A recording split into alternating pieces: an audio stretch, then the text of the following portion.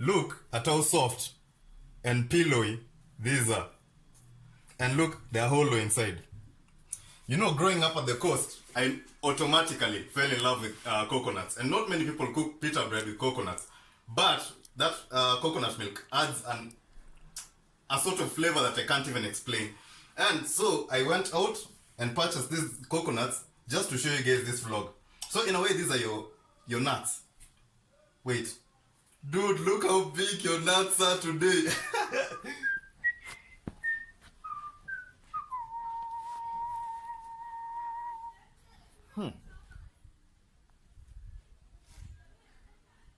Hello everyone, welcome to my People's Therapy. So pita bread is similar to pizza dough, except mine has coconut in it, so it's slightly different.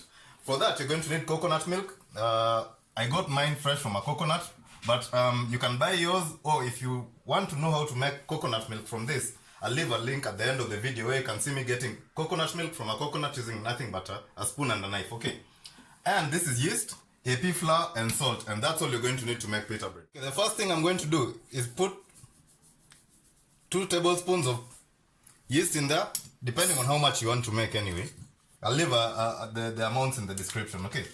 And to that, I'm going to add a little of this coconut milk to, to act like a starter. Just a little. And some flour.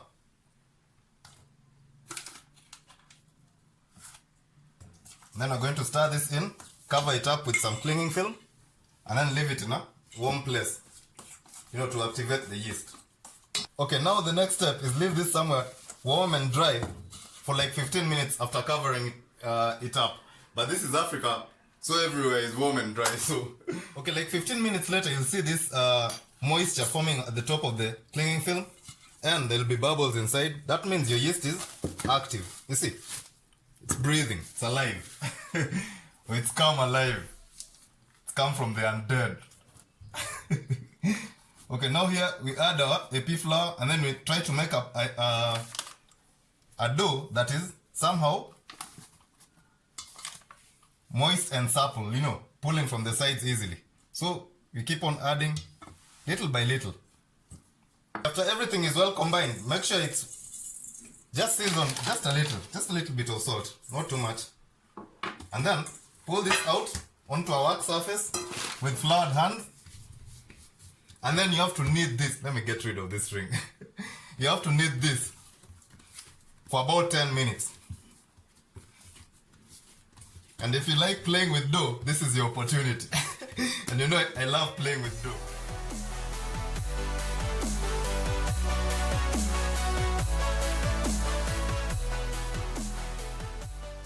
Okay, now once you're done kneading it thoroughly, see how nice and soft it's become. Now put it back in the container, grab your clinging film, and cover it up. Put it back in the warm, dry place for like 2 hours.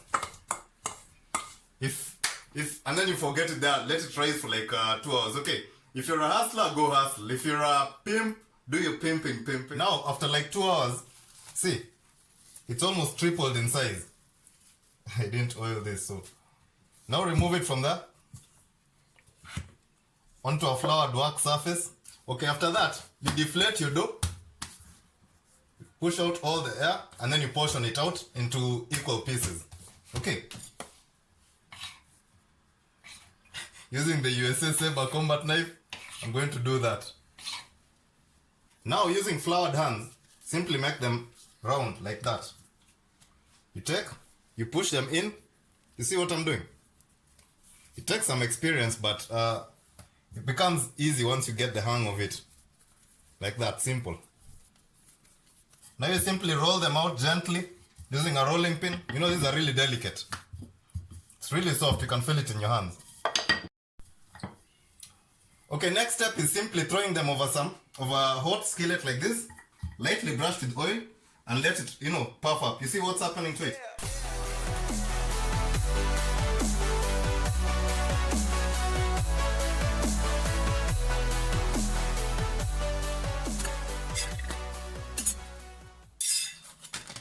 Okay, you see, I like mine a little burnt. Just like the way you get those burnt bits when you have your pizza crust, it works the same way. Let's show you a bit of this with the USA saber.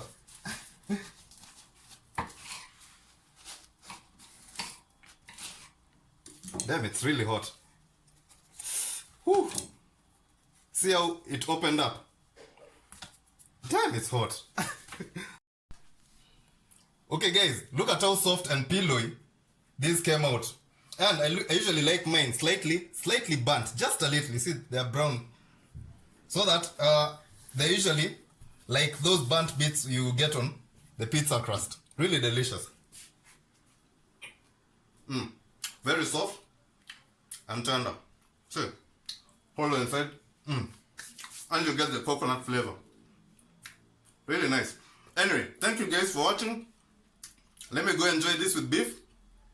And I'll see you on the next vlog. Later.